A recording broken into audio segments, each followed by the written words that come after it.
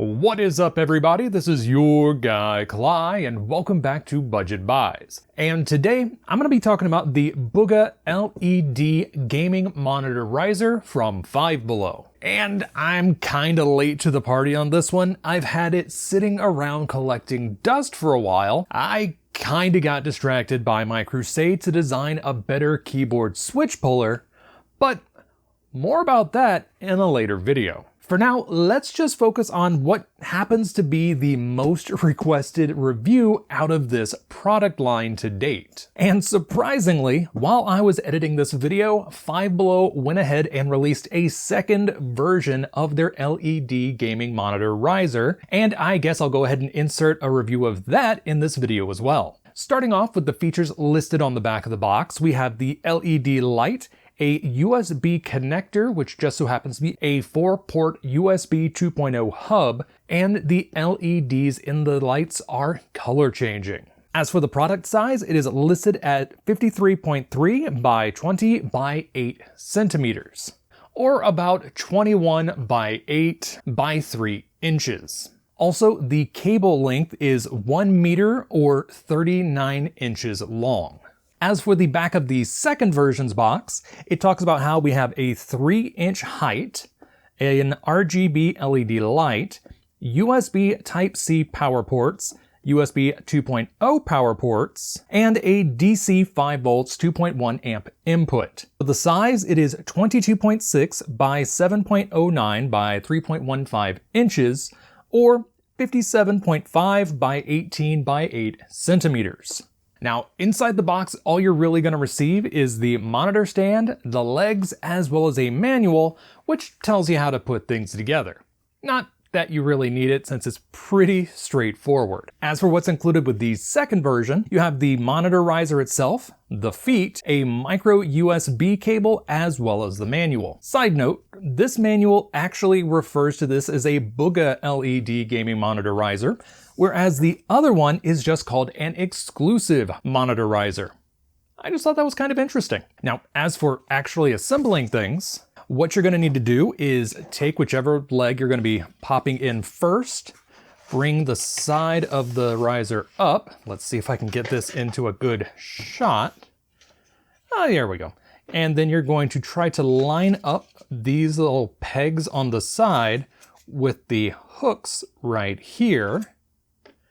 If you can get that aligned, give it a little bit of pressure, and everything should slide into place and click. Come on, click. There we go.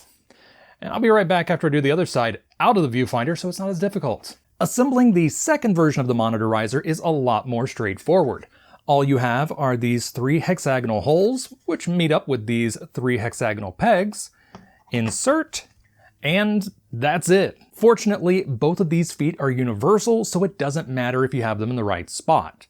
Also, disassembly is a whole heck of a lot easier, since you just have to pull the foot off, instead of removing something like 8 screws from each side. Also, you do have to install the USB cable for this one, whereas the other one is permanently installed, and it's a bit of a snug fit. Let's see if I can just bring a little light in. There we go. I hope I can do this on camera because it's hard enough to do off camera. There, it's going to take me a second. There we go. It's snug, to say the least. I do need to do one little test, and that's to see if the Bugha LED gaming keyboard can slide underneath the monitor riser. I didn't test that prior to recording this video, simply due to the fact that once you have this monitor riser assembled, there is no release latch to take it back apart. You have to remove most of the screws on the underside in order to do that. That's not that big of an issue for people who are going to be using this on the daily, but I didn't want to lock it together before recording the video since I kind of wanted to show how you actually put it together. Now let's slide this back so I can get the shot on camera easier. Grab the keyboard, thread the cable underneath, and it's got a bit more clearance than I thought. I was kind of concerned because the keyboard itself is actually longer than the base size of the monitor riser, but it seems like the legs do actually, let's just try to bring it over, add a few millimeters, maybe half, 3/4 of a centimeter to the width that you have underneath, and the legs are flared outwards ever so slightly. So that's good to know. Now let's talk about these LED strips. At the top of the screen, you'll see the first version of the monitor riser, and at the bottom of the screen is the second version. And there is a significant difference in the length of the LED strips on both of these risers. On the first version, the length is going to be 13 inches, whereas the length on the second one is only 6.5 inches. As for the width, it's about 1/2 inch for the first model and 1/4 inch for the second model.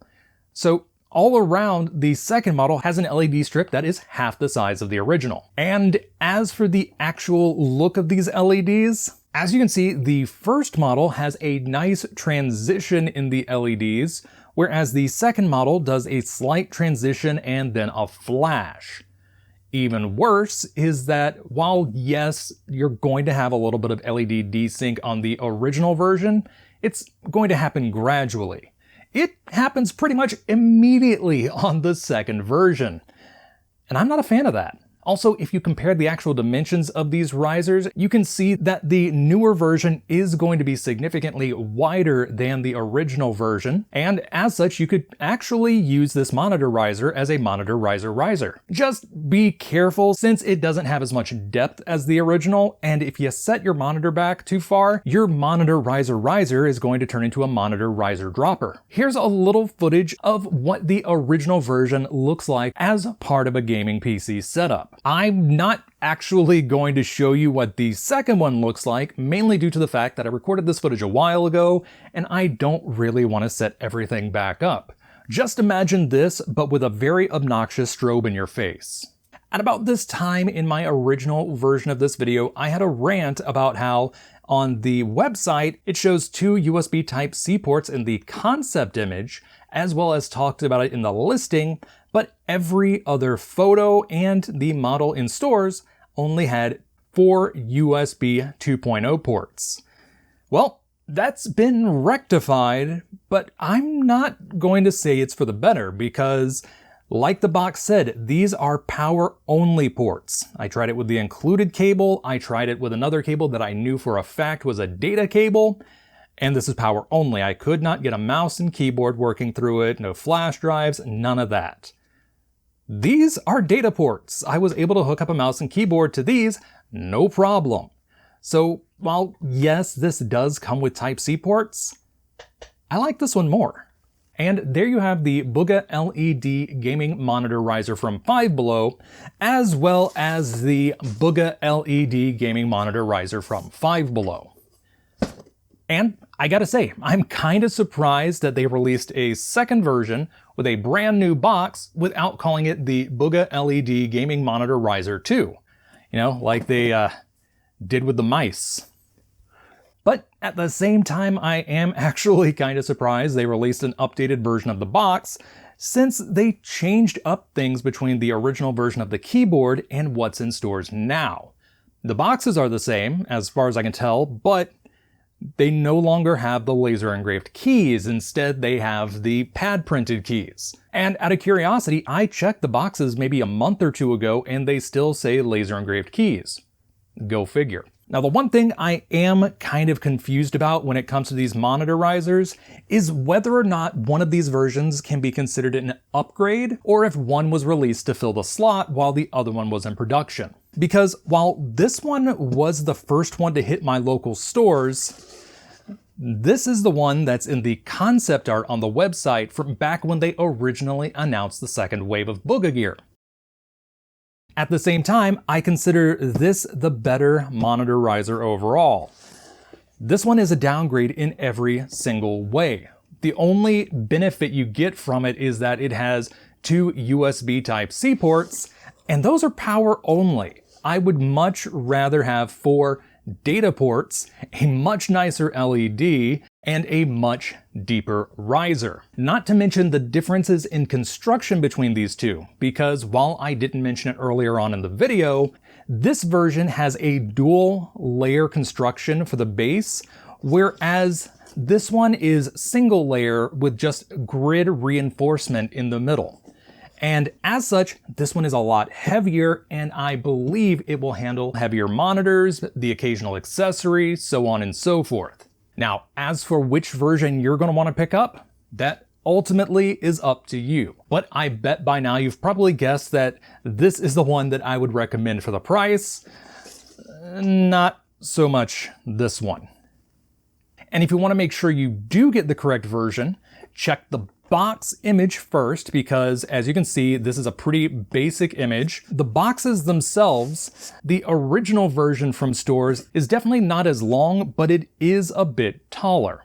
Also, this one opens from the end, whereas this one folds open from the top. You can see the seam here. And at this point, I definitely think I've said more than enough about these monitor risers. And in fact, this video was originally much shorter, but I kinda had to add in information about the new model.